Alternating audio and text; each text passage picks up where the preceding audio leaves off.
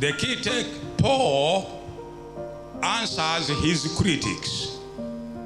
Paul had been under terrible criticism from his friends, those who knew him, and those who adored him once upon a time, and they looked at him as a hero, now turned an itinerant preacher. And to make it worse, he became an itinerant preacher, preaching the same faith he was out to destroy. The very faith which once made him famous to oppose. Now, it is the same faith he is preaching from one place to another. He gathered a lot of enemies, yes, detractors, and all people did not understand what happened to this brilliant young man, the young man of Tarsus, whose star was rising every year to the highest heights you can ever think of, now turned an itinerant preacher. Paul picks his pen, and this is, I am going to explain these two verses, and after that I will sit down. The camp meeting is over. I am just preaching now. You see, your pastor says sometimes I teach, sometimes I preach. Yes, but this time I'm here to preach because this is Sabbath. I am not here to teach anything. Look at Paul. Paul picks his pen and he answers his critics. And he says, I am not ashamed of the gospel. Now, that statement was to encounter the criticism, the detractors, and his enemies. What is he doing in such a kind of things? Why is he moving from one place to another? Why is he propagating something which once he hated so much? Paul answers to his critics. Romans 1:16 is the answer to his critics. Number one, I am not ashamed of the gospel. And he gives the reason. He says, because this gospel is the power of God unto salvation. Please follow the wording, I beg you. You see, Christians have not been educated in semantic sensitivity. We hear words and we don't follow very well. They don't make sense at all. Paul says the gospel is the power. Now, let me emphasize the word power. It comes from the Greek word dunamis. See, that word has been Anglo-Saxonized, and that's where we get a dynamite in English. So, the gospel is as powerful as a dynamite. And you know what dynamites do? They break down rocks and shatter all the obstacles on the way. And Paul says the gospel is the dunamis of God, which demolishes all the sin, the power of sin to pieces completely. The state of sin is shattered by the gospel. You people, everybody here is preaching the gospel, but I want you to go from here when you can preach the real gospel, because Paul has defined it for you. The definitions are plenty in these two verses. You see, is the power unto salvation. How is the power of God? It shatters all the shackles of the devil, the shackles of sin, which had put us under tyranny for a very long time. And it shatters it completely to pieces unto salvation. It is only the gospel. When you look inside it, that's where you can only find the dunameos, the power, the dynamite of God, which takes a sinner who is under tyranny of sin and death and catapults him or her unto salvation. I'm not ashamed of the gospel, Paul says, because it is the only power of God.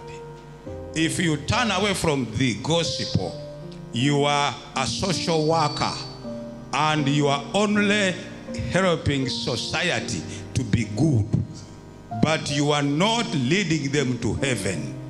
You see, it is only the gospel which catapults the sinner as you are and as I am, and only through that gospel and that gospel alone I'm put into salvation.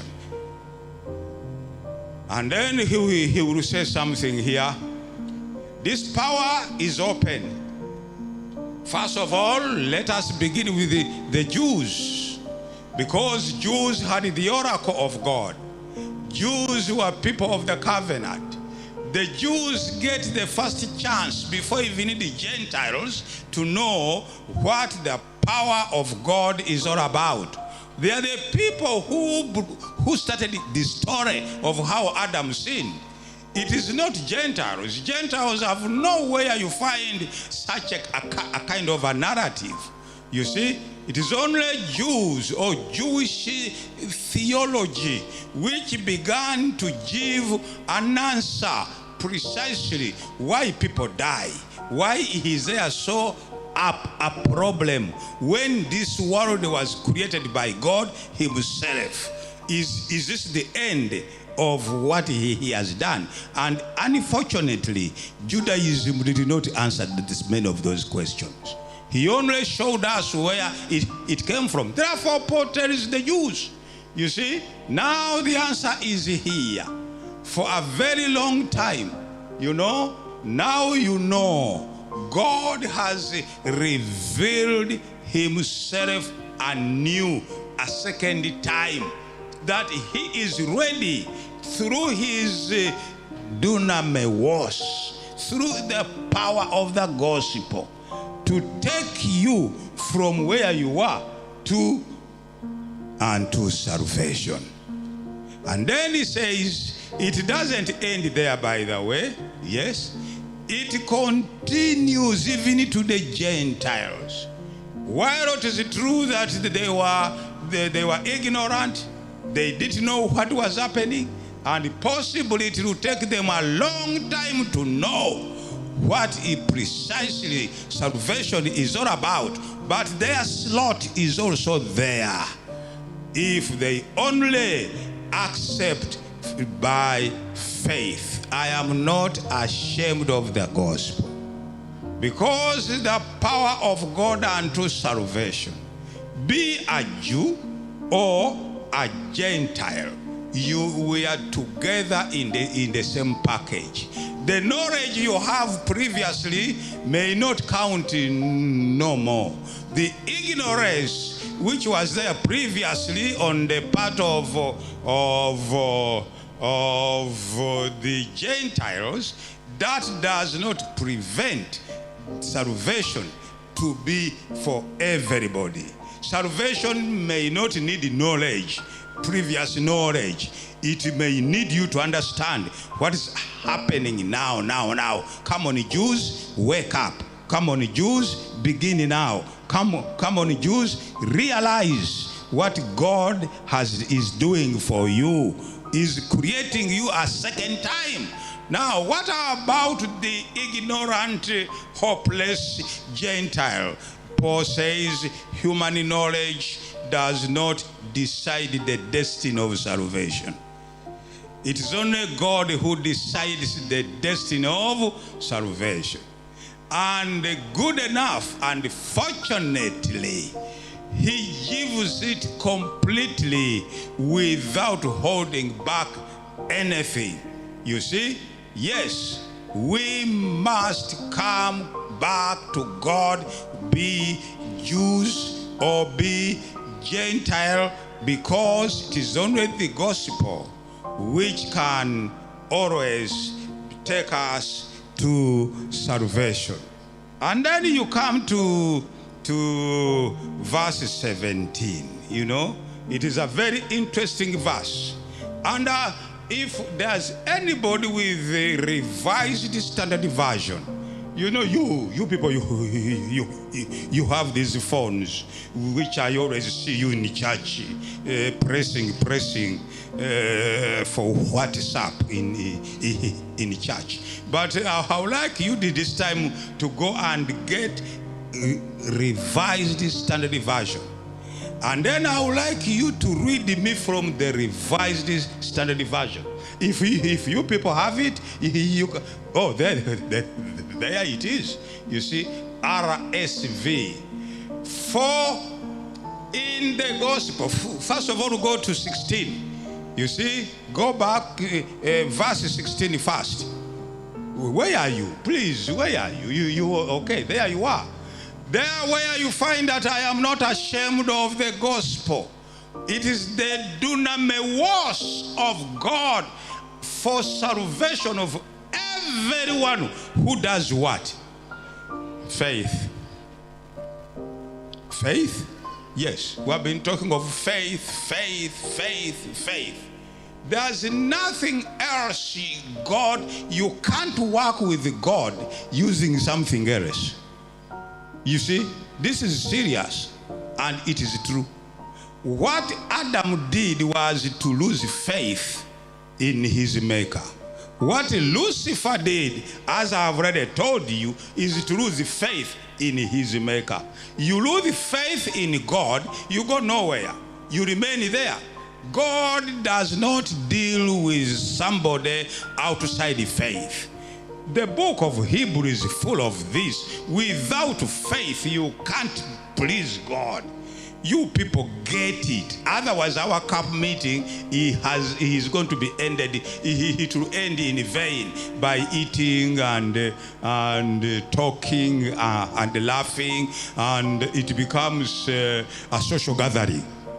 You see, yeah, they are all over. I have been in many countries where camp meetings are social gatherings.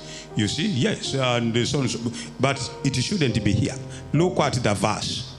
You see, and everyone who has faith, whether Jew first and also to a Greek. I am on RSV. Go to 17. All right, 17 RSV. Move. For in the righteousness of God, for in it, which one? In the gospel. When you open the package of the gospel and you look inside, what do you find there? Read it there. It is in the Bible. What do you find in the package which they call gospel? A package like that called gospel. And you look inside, what will you see in that package? It is written there, isn't it? For in it the righteousness of God is revealed. If you open a package of the gospel, and it is telling you other things other than the righteousness of God, close it quickly and go. We know very well that these are stories. I'm coming back again. For me, I'm going, and I did not come here to make friends. I came to preach, and the truth and the truth alone. You see, yes, I am not a populist. I am not looking for offices here, of church offices, to vote me anyway. You see, my age is above all offices.